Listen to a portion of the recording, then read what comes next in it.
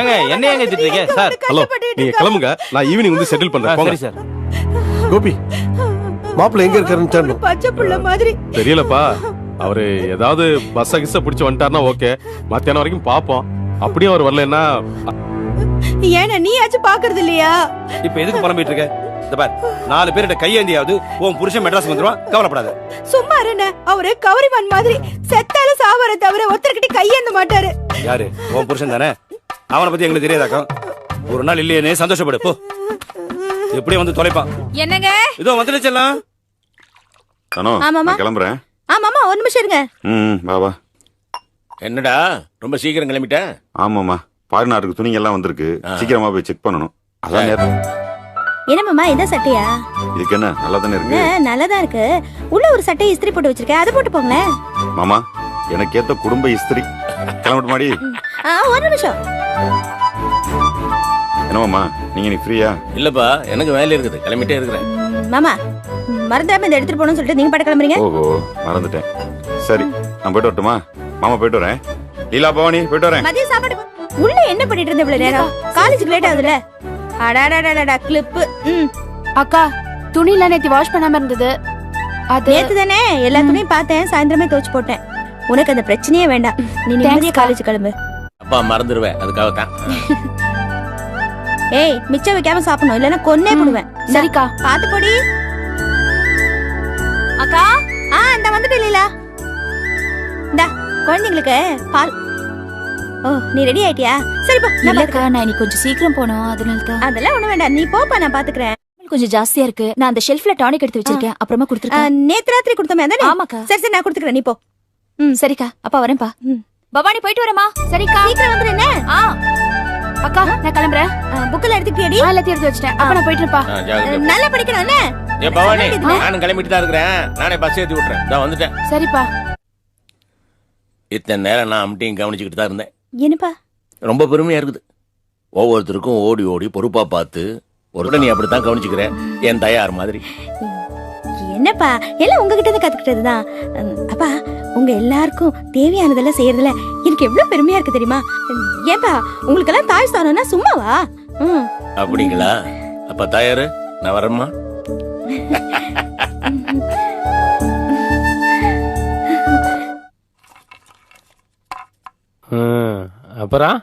அப்புறம் என்ன நடந்துச்சுன்னு சொல்லவே இல்லையே, சொல்லு. அதை ஏன்டா கேக்குற? கடைசியில கட்ட பஞ்சாயத்து பண்ணி ஒரு வழியா பொண்ணு கொடுக்கறவங்க பணத்தை கொடுத்துட்டாங்கடா. ஓ, கட்ட பஞ்சாயத்து பண்ணி சேர்த்து வச்சிங்களாக்கும். உனக்கு எப்ப அந்த ஊர் கதையெல்லாம் தெரியுது?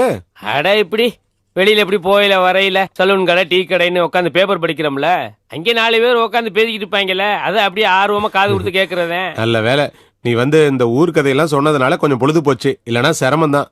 ஏன் உனக்கு என்ன பொழுது போக சிரமம் இருக்கு? நீ ஏன்டா சொல்ல மாட்ட? நீ போய் சலூன்ல உட்காந்துக்கிட்டு இவன் யாரு அவன் யாரு, அவனுக்கு இவளுக்கு என்ன தொடர்பு, யாரு யாரு கூட ஓடி போனாங்கன்னு விவசாய கட்டத்தனமா புறணி கேப்ப, உனக்கு பொழுது போயிடும். அட பாவி, இவ்வளவு நேரம் நான் பேசிக்கிட்டு இந்த புறணியெல்லாம் நீ தானே காது கொடுத்து கேட்டுக்கிட்டு இருந்த. எனக்கு பொழுது போக வேண்டாமா? என்னடா அநியாயமா இருக்கு? உனக்கு பொழுது போலனா நான் சொன்ன புறணியெல்லாம் கேப்ப, அதையே நான் பண்ண என்ன இலக்காரமா பேசுறியா? சரி விடுற, நீ இந்த மாதிரி பேசலனாலும் என் மனசுக்கு சங்கடமா இருக்கும். நீ அடிக்கடி வந்து இந்த மாதிரி பேசு, அப்பதான் எனக்கும் கொஞ்சம் சந்தோஷமா இருக்கும். ஆமா ஆமா, உனக்கு மனசு நிறையதோ இல்லையோ, ஆனா நான் வர்றப்போலாம் எனக்கு நல்லா கொடுத்து விடுறாடா. நீ கோவிச்சுக்காதுடா, என் நிலைமை அப்படி. தனியா புலம்புற மாதிரி ஆயிட்டேன். ஏன்டா இவ்வளவு அப்செட்டா பேசுற? உன் ஒய்ஃப் வேலை முடிஞ்சதும் வந்து உன் கூட தானே இருப்பாங்க. அந்த கதை உனக்கு தெரியாதா? தெரியாதே, என்னடா சொல்லு சொல்லு. அவ என்கிட்ட கோச்சிட்டு போயிட்டா. ஏன்டா, என்ன பிரச்சனை? என்னத்த சொல்றது, தினம் தினம் ஒரு பிரச்சனை. பொதுவா எல்லாரும் வீட்லயும் தினம் தினம் பிரச்சனை இருக்கத்தாண்டா செய்யும். ஆனா குறிப்பா உன் ஒய்ஃப் எதுக்குடா கோச்சுக்கிட்டு போச்சு? ஏண்டா, சலூன்ல புறணி கேக்குற மாதிரி என் வீட்டுக்கு வந்து என் பொண்டாட்டி பத்தி புறணி கேக்குறியா? ஏண்டா, நீ ஏதாடா உன் ஒய்ஃப் கோச்சுட்டு போனதை சொன்ன? சொன்னா கேட்டு போவியா, அதை விட்டுட்டு துருவி துருவி விசாரிக்கிற? புருஷ பொண்டாட்டி சண்டெல்லாம் விவரமா கூட சொல்லிட்டு இருக்கணுமா?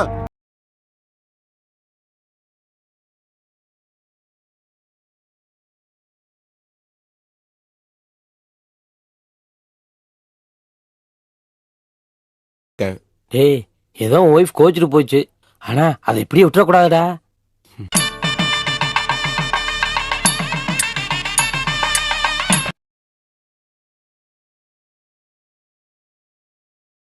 வேற என்ன பண்ணுங்கிற? டேய் குடும்பம்னா இதெல்லாம் சகஜம்தான்டா, முன்ன பின்னதான் இருக்கும். எப்படியாவது கூட்டிட்டு வந்து சேர்ந்து வாழ்றத பாரு. நானும் சேர்ந்து வாழணும்னு தான் நினைக்கிறேன். ஆனா அவ அப்படி நினைக்க மாட்டேங்கிறாளே. அவ மட்டுமா, யாருமே அதை பத்தி நினைக்கவே மாட்டேங்கிறாங்க. அதான் போனா போட்டுன்னு விட்டுட்டேன். அவ வர்றப்ப வரட்டும். இங்கதான்டா ரவி நீ தப்பு பண்ற. என்ன பண்றேன்? ஏய், பிரிஞ்சு போன உன் பொண்டாட்டிய வர்றப்ப வரட்டும்னு விட்டுடக்கூடாதுடா. அது அப்புறம் வேற மாதிரி ஆயிடும். என்னடா சொல்ற? விவரமா சொல்டா. ஏய் ரவி, சேர்ந்து இருக்கிற வரைக்கும் நம்ம கூட அவங்களுக்கு ஒரு பிடிப்பு இருக்கும். தனியா போய் பழகிட்டாங்கன்னு வச்சுக்க, நம்ம மேல உள்ள ஈடுபாடு குறைஞ்சு போயிடும். அதே புரிச்சன் தேவையில்லாம இத்தனை நாளைக்கு இருந்துட்டேமே, இனி ஏன் இருக்க கூடாதுன்னு அவங்க நினைச்சிருவாங்க. அது மட்டும் இல்லடா ரவி, நாம இல்லைங்கிற சூழ்நிலையில அவங்க போறப்ப வர்றப்ப வேற ஆட்களோட பேசி பழகுவாங்க. அதுல யாரு கூடவாது புருஷனை கம்பேர் பண்ணி யோசிச்சு அவனை விட இவன் பெட்டர் நினைச்சு வேற பல பிரச்சனைகள்லாம் வர்றதுக்கு வாய்ப்பு இருக்குடா. இல்லைன்னு வை. இல்லாட்டி என்ன? இல்லைன்னா என்ன சொல்லுங்க, நம்ம கதையும் பேசுவாங்க. அம்புடுத்த டே ரவி, உன் ஒய்ஃப் தான் லைஃப தானே டிசைட் பண்ணிட்டாங்கன்னு வை, அப்புறம் உன் கதி என்ன ஆகும்னு யோசிச்சுப்பாரு. யோசிக்கிறதுலாம் இருக்கட்டும். உன்னை நம்பி என் வீட்டு விஷயத்தை பத்தி எல்லாம் சொன்ன பாரு, அது ஏன் தப்புதான். நீயே போற போக்குல பார்த்தா சலூன்ல போய் என் முன்னாடி பத்தி பேசுவ போல இருக்கு. அட பாவி, என்னடா இது இப்படி பேசுற? என்னடா சலூன்ல என் பொண்டாட்டி பத்தி பேசவனு போற போக்குல சொல்ற? உனக்கு அறிவு இருக்கா? உன்னெல்லாம் ஒரு ஆளுன்னு மதிச்சு சரிக்கு சமமா உட்கார வச்சு பேசணும் பாரு. என் புத்தி தான் செருப்பால் அடிக்கணும். எந்தடா? ஏ ரவி, இதெல்லாம் ரொம்ப ஓவரடா. எல்லாத்துக்கும் கூட கூட பேசிட்டு இப்ப என்னவே திட்டியாடா. இப்படி எல்லாம் பேசினா நாளை பின்ன எப்படிடா வர்றது? வராத, வரவே வராத. கிளம்பு, முதல்ல கிளம்பு. போய் சலூன்ல உட்காந்துட்டு ஊரு போற எல்லாம் பேசிட்டு இரு. போடா, நீ ஏதாவது ஒரு மனுஷன், உனக்கு ஒரு கையுங்காலி இப்படி ஆயுமே இன்னும் திமிரு குறையில பாரு. போட.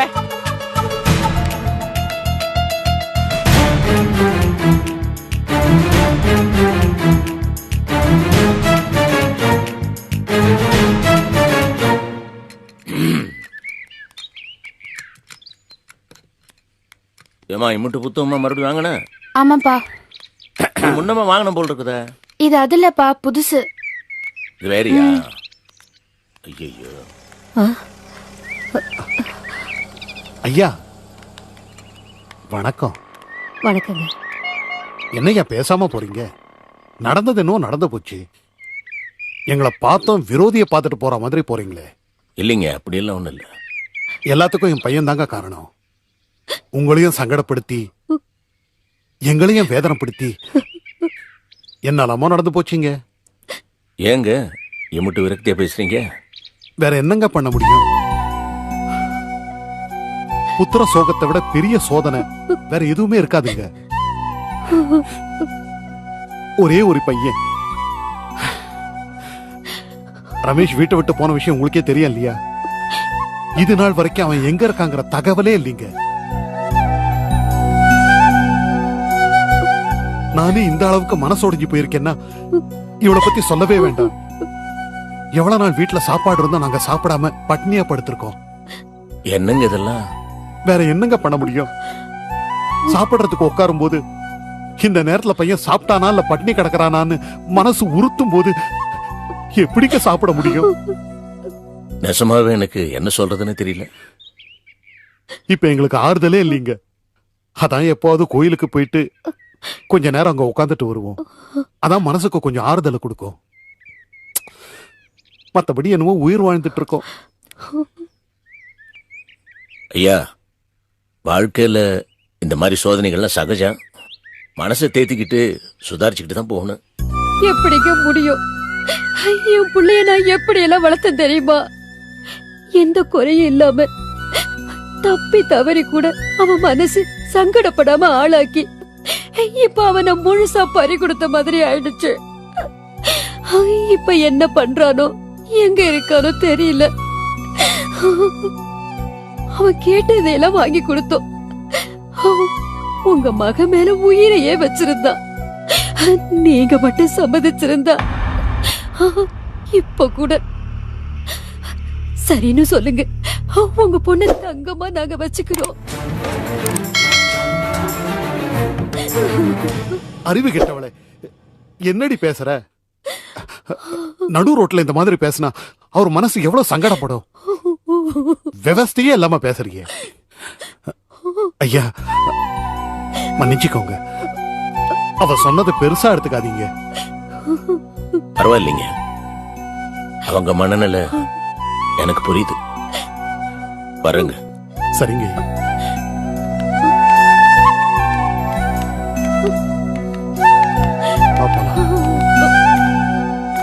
என்னப்பா இப்படி பேசுறாங்க? ஒண்ணுமில்லம்மா, அவங்க மனசு சங்கடப்படுது, அந்த ஆதங்கத்துல பேசுறாங்க. பெத்த தாய் இல்லையா, நீ இதெல்லாம் மனசுல வச்சுக்க. கோபி, இவ்வளவு நேரமாச்சு, இன்னும் மாமா வரல. நடக்க முடியாம பாவம் அவரு எங்க கஷ்டப்பட்டுட்டு இருக்காரோ. எனக்கு பயமா இருக்கு கோபி. வந்துருவார்ல? கொஞ்சம் பொறுமையா இருக்கா, கண்டிப்பா வந்துருவாரு. மாப்ள, இந்த கொடுமை பாத்தியா? இந்த லட்சுமண வீட்டுக்குள்ள இருந்தாலும் பிரச்சனை, வெளியில போனாலும் பிரச்சனை இருக்க மாப்ள. ஒரே மண்டை குடைச்சலா இருக்கு மாப்ள. ஏண்டா அந்த நிமிஷம் திரும்பி வந்துருவாங்கறியா? எனக்கு என்ன டவுட் தான் மாப்ள. ஏண்டா? ஏன்னா நம்மால இறங்கின டைம் அப்படி மாப்ள. நம்மாலு வெளியே போறேன்னு சொல்லிட்டு வெளியிலேயே போயிட்டான். சொந்தக்காரங்க நம்மனாலேயே அந்த ஆளு இம்சை தாங்க முடியல. வெளியில யார்கிட்ட பேசணும்னு வச்சுக்குவேன், விட்டு சாத்துன்னு சாத்திட்டு விட்டுருவாங்க. அது இல்லாம நம்மால இறங்குனது நேசனை பேசிக்கிட்ட திருட்டு கும்பல்ட்டியோ போலீஸா மாட்டுறான்னு வச்சுக்குவேன், சகல அவ்வளவுதான். ஏன்னா நம்மள கண்டிப்பா மாட்டிக்குவான். நம்ம மொழி அப்படி ராஜமொழி. எல்லாம் கரெக்டா? போலீஸ்காரங்கிட்ட மாட்டான்னு வச்சுக்க, ஸ்ட்ரெயிட்டா வீட்டுல கொண்டு வந்து விட்டுருவாங்க. இதே திருட்டு பசங்கிட்டே தீவிரவாதிகிட்டே மாட்டான்னு வச்சுக்க, மகனை ரிவிட் தான் அவனுக்கு. நீ சொல்றத பார்த்தா அந்த இம்சம் வந்துருவாங்கிற. வந்துருவான். ஐயோ, நீ அந்த இம்சம் வந்தானா இத்தனை நாளைக்கு தான் அவன் கூட மாரடிக்கிறது. என்ன பண்ண சொல்ற? வேற வழி?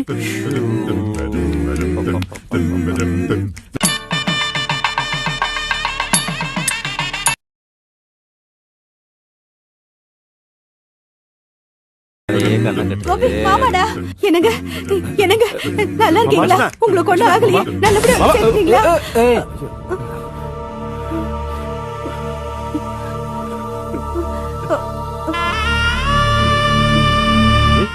எப்படி மாமா வந்தீங்க நீங்க?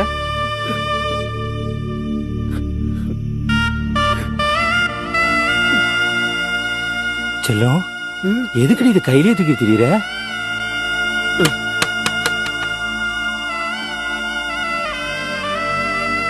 சுண்டு, நீ இல்லாம நாங்கெல்லாம் எப்படி பதறி போயிட்டோம் தெரியுமா?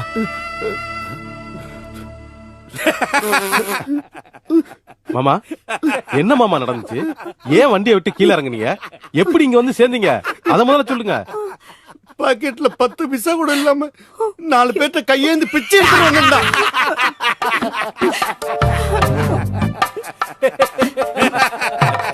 ஈஸ்வரி, நீ என்ன சொன்ன? என் புருஷன் கபரிமான் மாதிரி செத்தால சாவானே தவிர ஒருத்தர் கூட கையேந்த மாட்டான்னு சொன்னல. இப்ப பாத்தியா, 4 பேர்கிட்ட கையேந்தி பிச்சை எடுத்து மேடம் வந்திருக்காங்க. மாப்ள, இனிமேல் ஜென்மத்துக்கு முன்சீட்டே கேட்க மாட்டான். வாங்க உள்ள. நம்ம பிளாட் எல்லாம் பாத்துட்டீங்களா? எல்லாம் நல்ல விலைக்கு கிரைம் பண்ணலாம்ல? பண்ணலாங்க, ரொம்ப நல்லா இருக்கு. அப்ப திருப்தியா இருக்கு. இதான் நம்ம ஆபீஸ், நல்லா பாத்துக்குங்க. இதெல்லாம் ஸ்டாஃப்ஸ் உட்கார இடம். வாங்க, அழகா இருக்குதுங்க. நம்ம ரூம் போலாம்.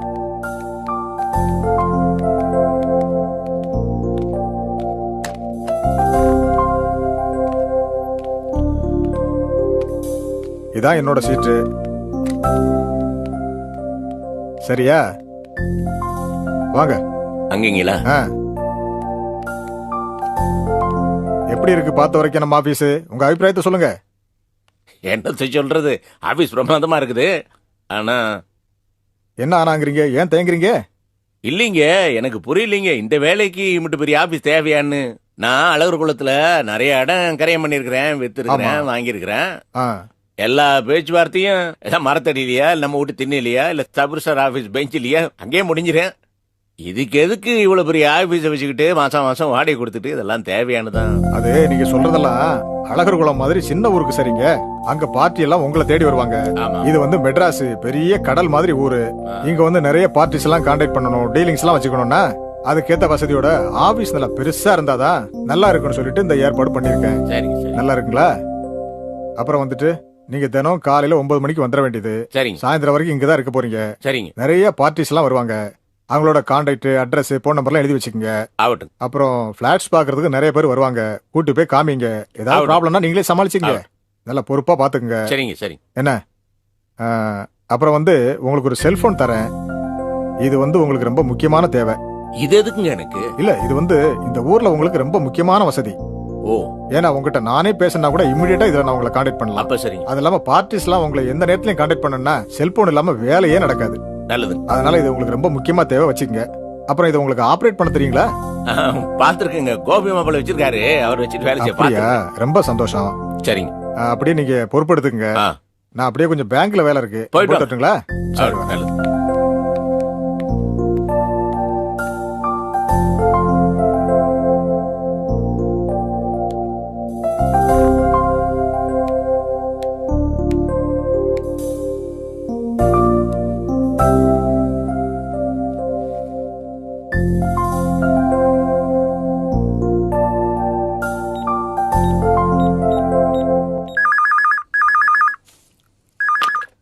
ஹலோ ஹலோ சரோ, நான் அப்பா பேசுறேம்மா. அப்பா, எப்படி இருக்கீங்க? நான் நல்லா இருக்கிறேன். உங்ககிட்ட ஒரு நல்ல சமாச்சாரம் சொல்றதுக்காக தான் போன் பண்ணிட்டு இருக்கிறேன். சொல்லுங்கப்பா. நான் இப்போ என்னோட ஆபீஸ்ல இருந்து போன் பண்றேன். ம். ஆமாமா, அழகர் குளத்துல ஒரு பெரிய மனுஷன், அவரோட ஆபீஸ் இது. என்ன இங்க கொண்டாந்து வேலைக்கு வச்சிருக்காரு. அவருக்கு இங்க வேலை செய்யறதுல நிறைய நிலமெல்லாம் இருக்குது. அத பிளாட் போட்டு பிளாட் எல்லாம் கட்டி விக்க போறாரு. அந்த பொறுப்பெல்லாம் பாத்துக்க எனக்கு கொண்டாந்து வச்சிருக்காரு. அப்படியாப்பா? இந்த செல்லு கூட அவரோட தான். அந்த போன்ல தான் இப்ப பேசிட்டு இருக்கிறேன். ரொம்ப சந்தோஷம்ப்பா. மாப்பிள்ள இருக்காரா? ஒரு நிமிஷம்ப்பா. என்னங்க?